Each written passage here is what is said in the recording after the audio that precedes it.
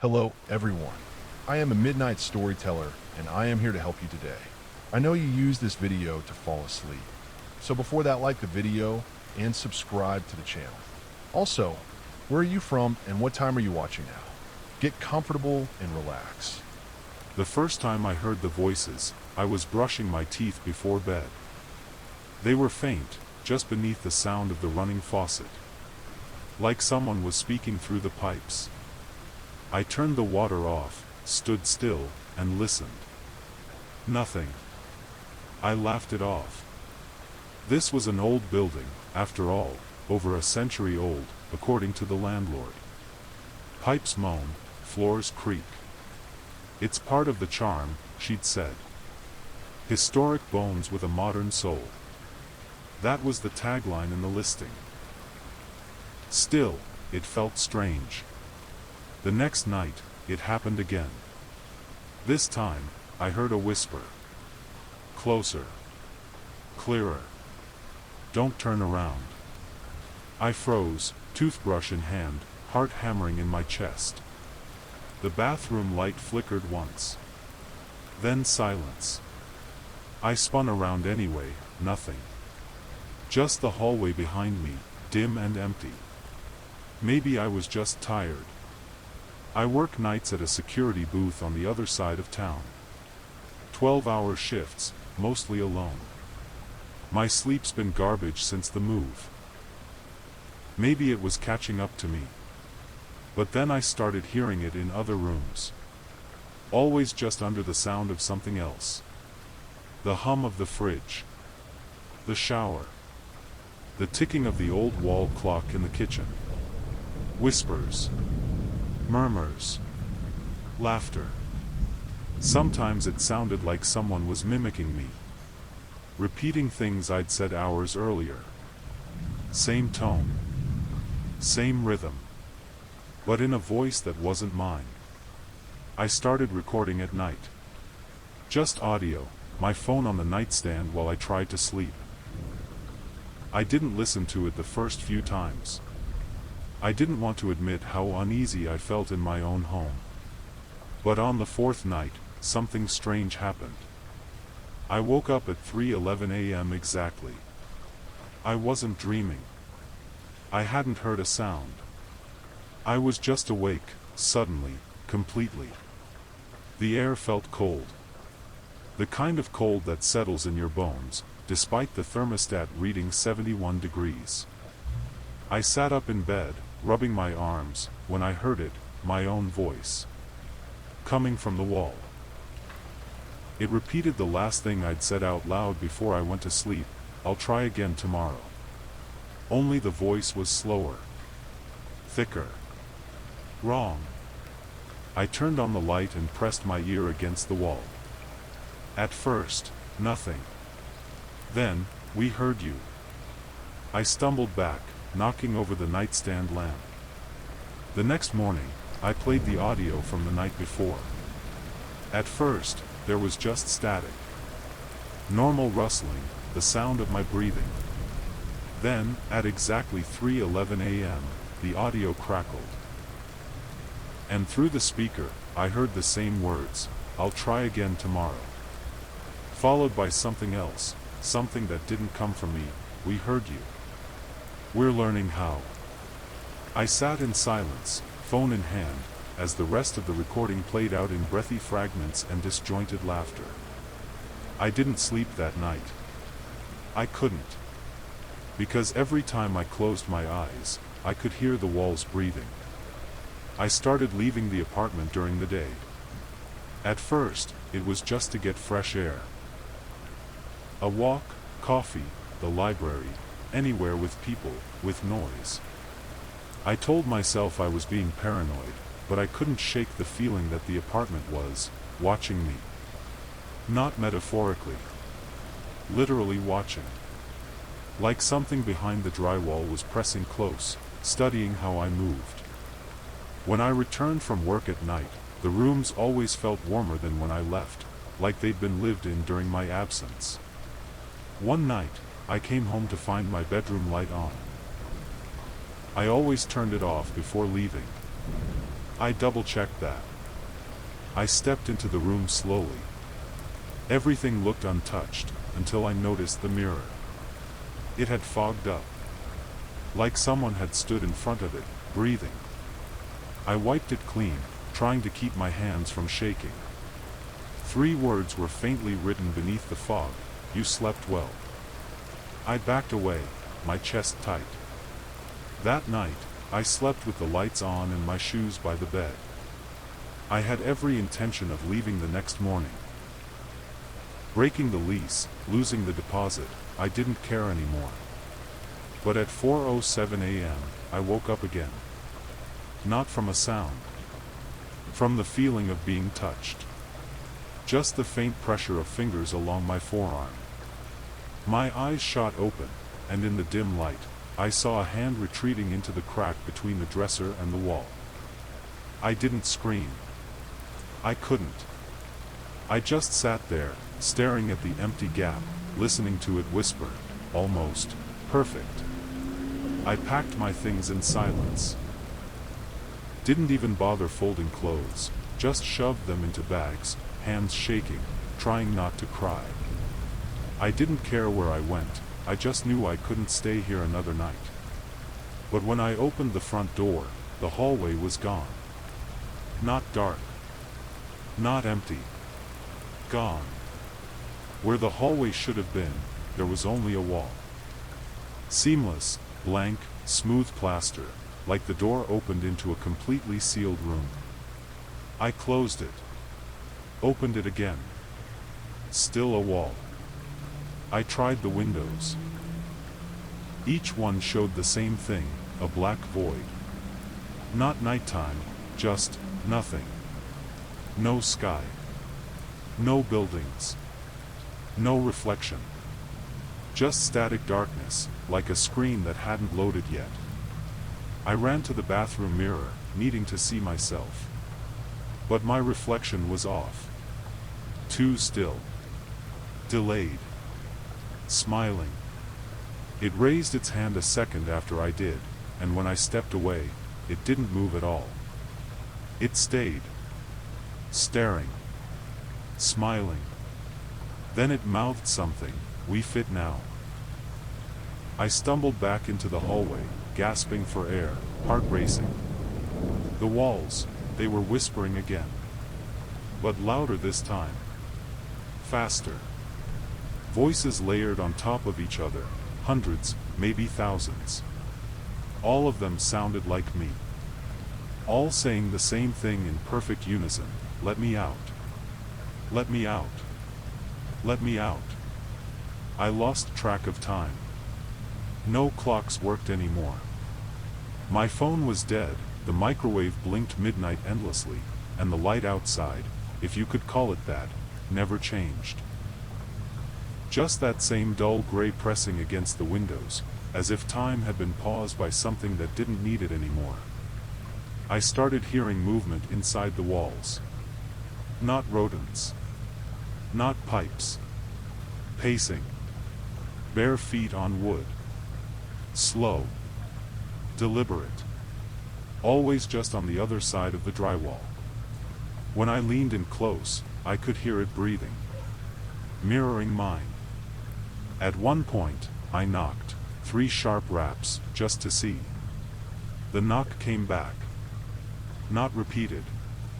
Matched. Same rhythm. Same pressure. Like I was tapping to myself.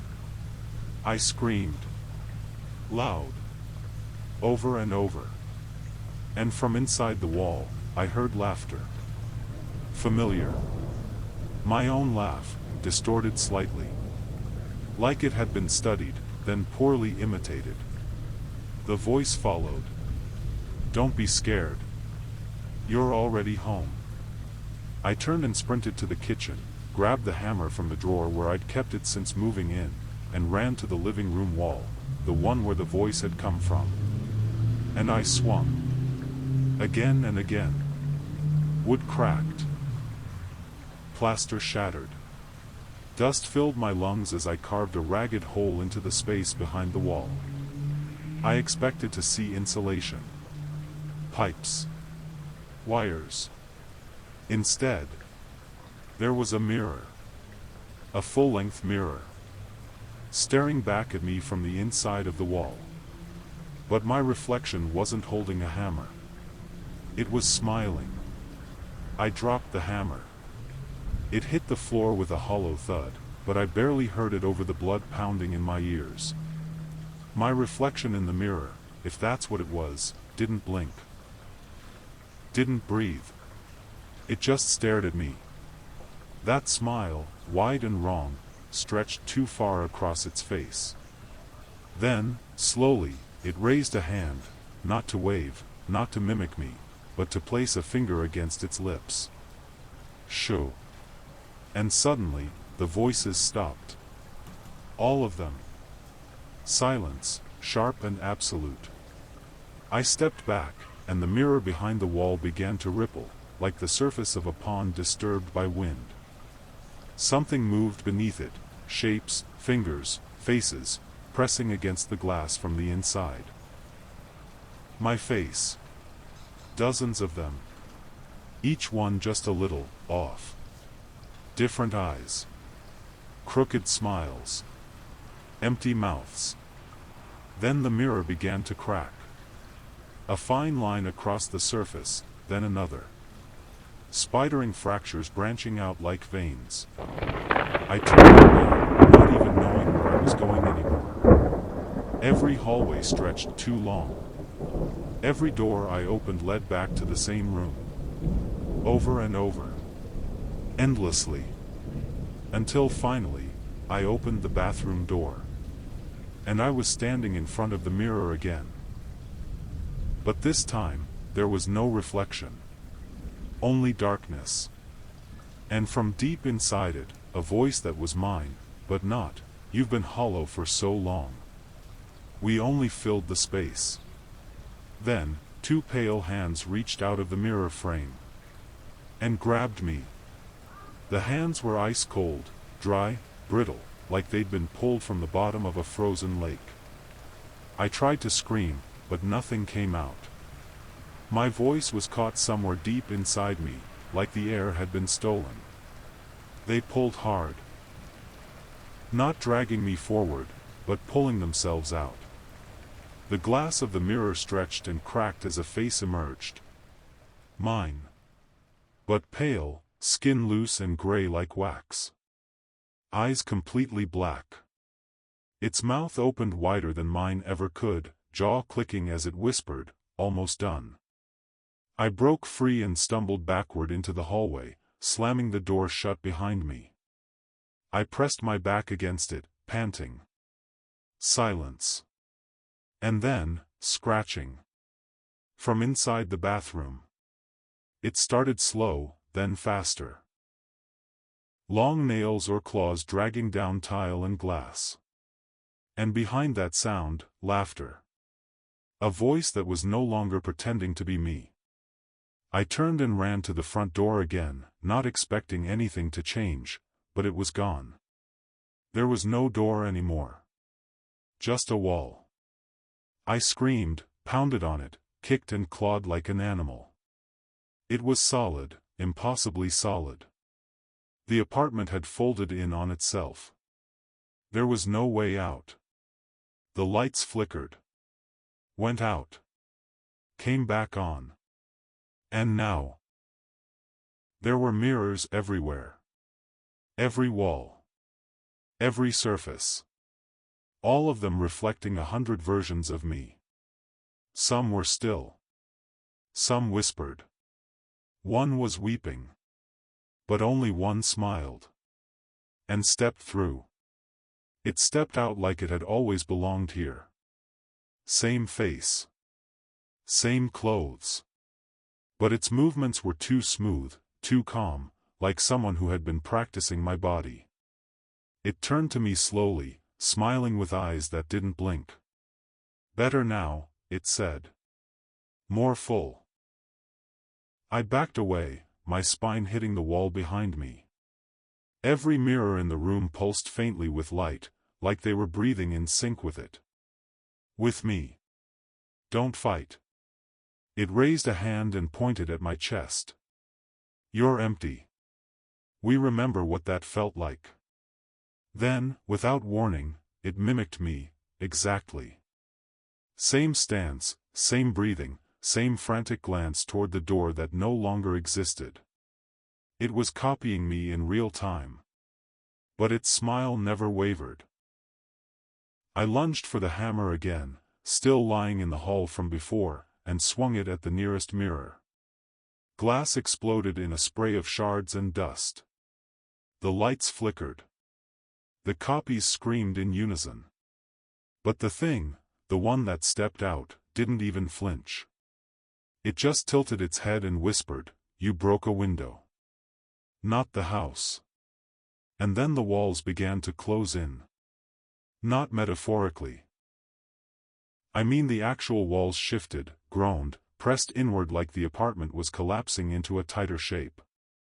Mirrors cracked. Furniture slid. Lights sparked overhead. I dropped the hammer and sprinted into the only room left untouched, the closet. I slammed the door and sank into the dark. It was silent for a moment. Then, from behind the walls, only inches away, came the voice again, "We wore your voice first. Next, we wear your skin." The closet was pitch black. I pressed my back to the wall, trying to make myself small, trying not to breathe too loud. But they were in the walls. I could hear them, shifting, whispering, brushing their fingers against the wood just behind my head. The drywall bulged slightly, as if something were pressing against it from the inside, trying to find a weak spot. Then came the knock. 3 slow taps, right behind me. Followed by a whisper, not mine this time. Not an imitation. A child's voice. Soft. Scared. "Don't let them take your face." I nearly cried. I wanted to answer, to ask who they were, but my throat was locked tight. The knock came again. This time, from the floor beneath me. And then I heard scratching. From above. Something was crawling on the ceiling of the closet. The wood creaked, and dust rained gently down on my hair. I looked up. Nothing. But the air was shifting, pressing down on me, like the space was shrinking. I reached into my pocket and pulled out my phone. No signal. Battery at 3%. I turned on the flashlight. A weak beam flickered into the darkness. I swept it across the wall, and saw eyes. 6 of them. Blinking from inside the cracks. Watching. Then they began to move, disappearing into the wall like insects retreating into tunnels. Whispering as they went. Almost ready. Almost whole. Suddenly, the closet door behind me creaked open. I didn't open it. And I didn't want to look. But something in me did. And what I saw standing there was me. Only, skinless. Grinning. Waiting. I didn't move. Neither did it. We just stood there, face to face, me and the thing that wore my shape like a costume stripped to raw muscle and tendon. Its grin was impossibly wide, stretching from cheekbone to cheekbone, gums exposed, teeth like cracked porcelain. And its voice, "You were never full," it said, its jaw trembling with every syllable. "You left so much space. We just filled it." I stepped back, deeper into the closet, as if that could protect me. But the walls began to close again. Literally close. Not cave in, fold. The edges of the closet bent inward like paper burning from the corners. Shelves splintered. The light from my phone flickered once, twice, then went out. Total darkness. And in that darkness, I could hear them. All of them. Whispering. Laughing. Some crying. They were me. All the discarded parts. Every version I forgot. Every word I swallowed. Every silence I buried. The house hadn't been haunted by something else. It had been haunted by me. By all the echoes I left behind. And they were finally tired of being forgotten. The skinless one stepped forward. "Will, were you right this time?" it whispered. Then, it touched my chest, and everything went still. When I opened my eyes, I was standing in the living room again. The walls were clean. The mirrors were gone. Morning light poured through the windows. Everything was normal. Until I walked past the hallway mirror. I didn't reflect. I didn't blink. And then I smiled. Even though I hadn't meant to. White heavy check mark the end. When my grandmother passed, she left me her house. It wasn't in her will exactly, more like an understanding. I was her only living relative, and the old house in the countryside had been in our family for generations. I didn't have much tying me to the city, so I packed up and moved in. The house sat quiet at the edge of a pine forest. Far enough from town that nights felt like the world had ended. No traffic. No lights. Just darkness and silence so thick it seemed to press on your chest. She had lived alone for the last 10 years. I always thought she was just eccentric. Kept the windows nailed shut. Slept with the lights on. Never let anyone into the attic. I thought it was grief, or maybe dementia. Now I'm not so sure. The first night was fine. Cold, quiet, strange. Her bed still smelled like her perfume, lavender and something older. I left most of her things untouched. I figured I'd sort through it later. But on the second night, I heard it. A knock. 3 soft taps. Coming from inside the walls. I froze. Pressed my ear to the cold plaster. Nothing. I tried to shake it off. Old houses make noise. Pipes settle. Wood breathes. But then it happened again, 2 hours later. And again, just before dawn. 3 knocks. Always 3. Always close. And always just behind the wall. By the third night, the knocks started moving. They no longer came from the same place. First, behind the kitchen wall. Then, under the floorboards near the hallway. Always 3. Always soft, as if whoever, or whatever, it was, didn't want to wake the whole house. Just me. I tried to convince myself it was animals. Squirrels maybe. Or rats. But rats don't knock. And they don't whisper your name. Yes, that's when it really started to change. I was brushing my teeth in the dim hallway bathroom when I heard it. A soft, dry whisper that seemed to come from nowhere and everywhere at once. "Eli, that's my name."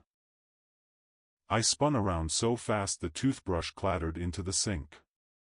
The hallway behind me was empty. The light flickered slightly but stayed on. I waited, barely breathing. Nothing else came. I didn't sleep that night. Instead, I sat on the couch with all the lights on, TV playing static because the antenna was old and broken. I just needed sound. Any sound. The silence in that house was starting to feel like it had teeth. Just before sunrise, I went into the kitchen to make coffee. That's when I noticed it. 3 long scratches on the inside of the pantry door. Deep. Carved into the wood. I ran my fingers over them. They weren't old. Fresh. Splinters still hanging on the edges. I didn't do that. No one else had been in the house. I thought about my grandmother, how she'd always avoided that part of the house after dark. how she kept that door locked. I had laughed at her once for that. Now, I wasn't laughing. I called my mom later that morning, just to ask if she remembered anything strange about the house. I didn't mention the scratches or the whispers. Not yet. She was quiet for a moment, then said something that stuck with me. Your grandma never slept through the night. Not since your grandfather disappeared. I froze. Disappeared? I thought you knew, she said, voice low. It was before you were born. He went up to the attic one evening and never came back down. No one ever found him. I didn't respond. Because suddenly, the attic door behind me creaked, open on its own. I was standing in the hallway, phone still to my ear, staring at the narrow wooden steps that led up into pitch blackness. The door had been shut for days. I had never even touched it. The air changed. A cold draft moved past me, like something had just come down from the attic, or slipped past me without making a sound. Eli, my mom said on the line. Are you still there? I ended the call without answering. Then I closed the attic door. Locked it. Pushed a chair under the handle for good measure. But that night, I heard the knocks again. 3 of them. This time, from above. Directly over my bed. I didn't sleep. I just stared up at the ceiling, the darkness above me feeling heavier with every passing hour. The knocks had stopped, but something lingered, like the air itself was holding its breath. At exactly 3:17 a.m., I heard footsteps in the attic. Slow. Deliberate. Creak. Creak. Creak. I counted 6 steps, then silence. I didn't move. I didn't even dare blink. I just listened, praying I had imagined it. But deep down, I knew I hadn't. The house was no longer just old and creaky. It was alive. And whatever was in the attic, it knew I was listening. The next morning, I pulled down the attic ladder. It wasn't a smart move, I know that now, but I had to see it. I needed to prove to myself that there was nothing up there. The wooden steps groaned beneath me as I climbed. The air grew colder the higher I went. It smelled like dust, old paper, and something else, something wet. When I reached the top, I aimed my flashlight into the attic. Empty. Just boxes, cobwebs, and shadow. But then I saw the footprints. Bare. Human. Walking in a perfect line from one end of the attic to the other, then stopping at the edge, directly above where I slept. And next to them, carved deep into the wood, were the same 3 scratches I had seen on the pantry door. I backed down the ladder slowly, heart hammering. And when I reached the hallway, the attic door slammed shut behind me. I didn't open that attic again. I couldn't. Not after what I saw the next night. I had pushed my dresser in front of the door this time, not just the chair. I wanted to believe it would hold. I wanted to believe anything would. But at 3:17 a.m., I woke up again. Not from a sound. From a feeling. The room was ice cold.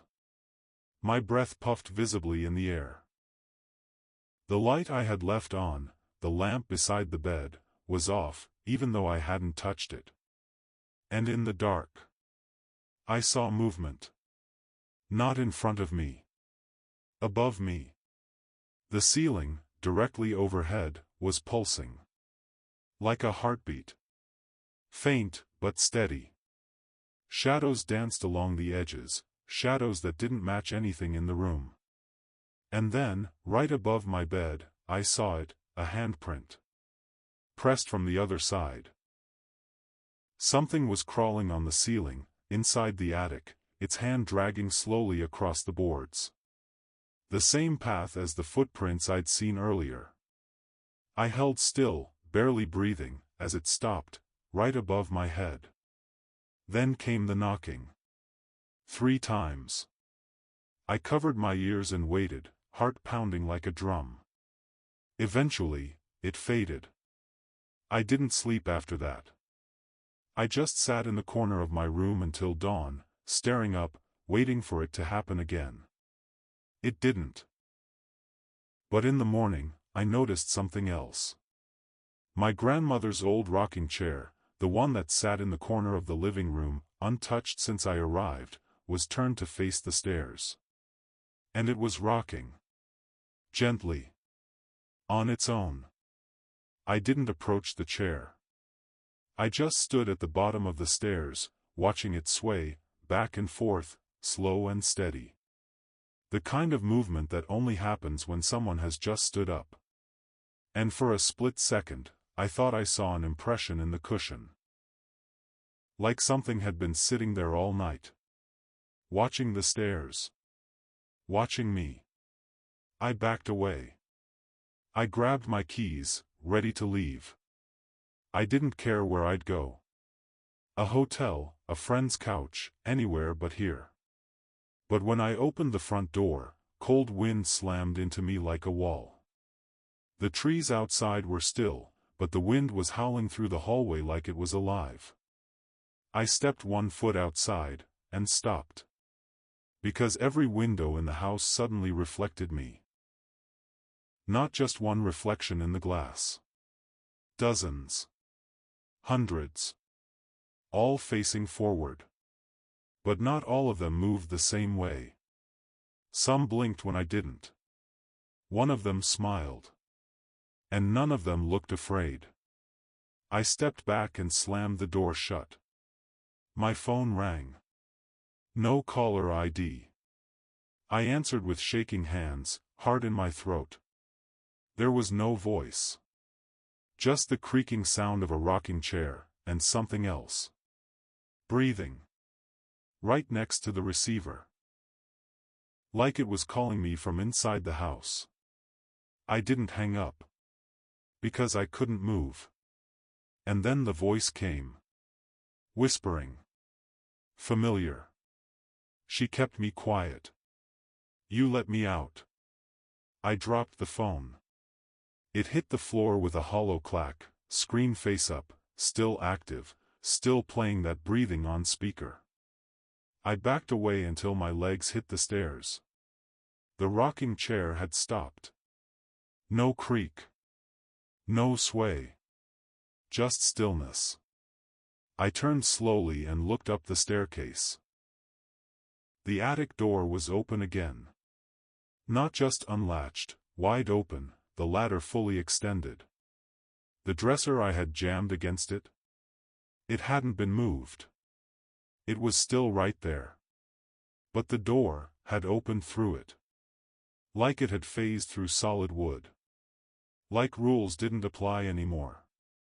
I don't remember climbing the stairs, but somehow I was standing beneath the attic again, staring up into the void above. My breath caught in my throat. I called out, weakly, "Who are you?" There was a long pause. And then, my grandmother's voice. "Eli, don't look." I froze. It was unmistakable. But she was dead. Buried. Gone. "Don't look," she said again, softer now. Almost like she was crying. And of course. I looked. I raised the flashlight and pointed it into the attic, and there I was. Standing in the center of the floor. Or something that looked exactly like me. But wrong. Its head tilted at an impossible angle. Its eyes sunken deep, glowing faintly. Its mouth slowly stretching into that familiar, horrible smile. Then it whispered, "Now you understand." The flashlight died. And something crawled down the ladder. I ran.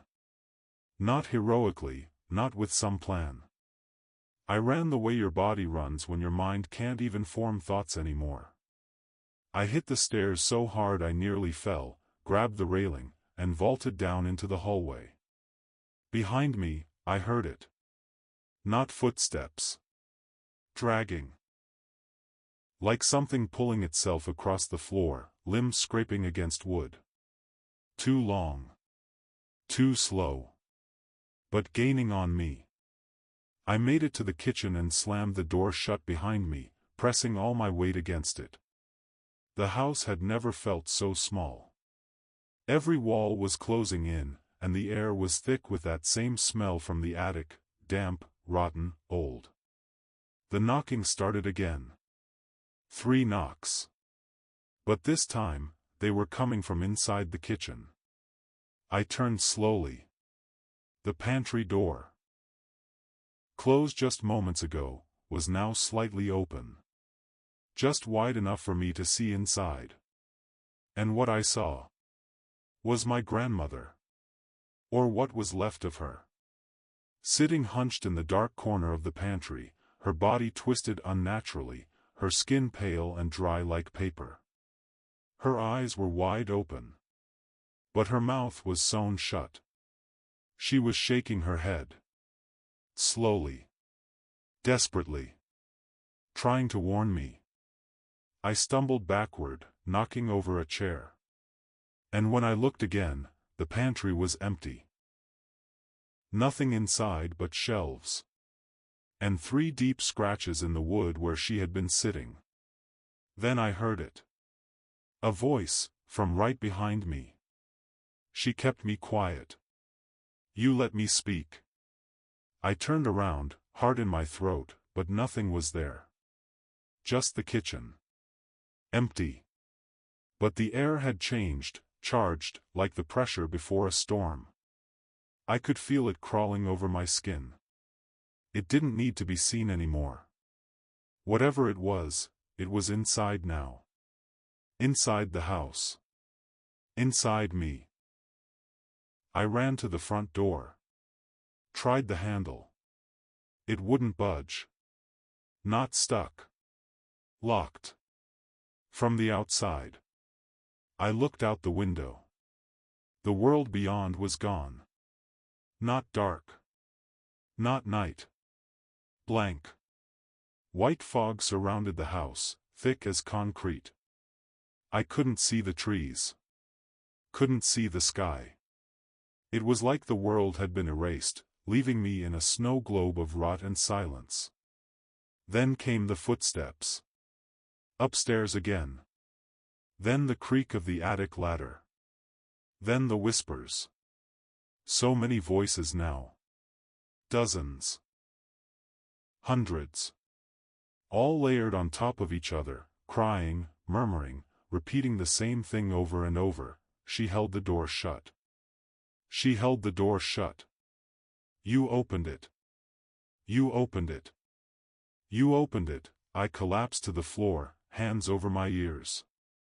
I wanted to scream. To wake up. To run. But I knew there was nowhere left to go. And that's when I felt it. A hand, ice cold, pressing gently on my shoulder from behind. Then another. Then another. Too many fingers. Too many hands. All whispering from inside my head, we're coming back. You are the door now. I don't know how long I stayed on the floor. Minutes. Hours. Days. Time doesn't feel right anymore. Eventually, the whispers stopped. The hands pulled away. The air went still. I opened my eyes, and the house looked normal. Sunlight filtering through the windows. Furniture undisturbed. The pantry door was closed. The attic ladder retracted. It was like none of it had happened. Except. When I looked down at my arms, I saw them, handprints. Black, smudged, like ash. Dozens of them, fading slowly into my skin. And then I realized. The house wasn't haunted. It was sealed. My grandmother didn't go crazy. She didn't lose her mind. She contained something. She was the last barrier. The last guardian. She gave up everything, sleep, peace, her sanity, to keep it locked inside. And I broke the seal. Whatever I let in, whatever I let out, isn't just in the attic anymore. It's everywhere. The knocking hasn't stopped.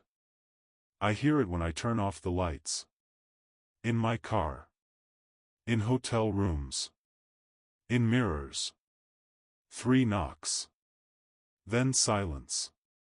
Then something else. If you're reading this, and you've ever heard a knock where there shouldn't be one, check the walls.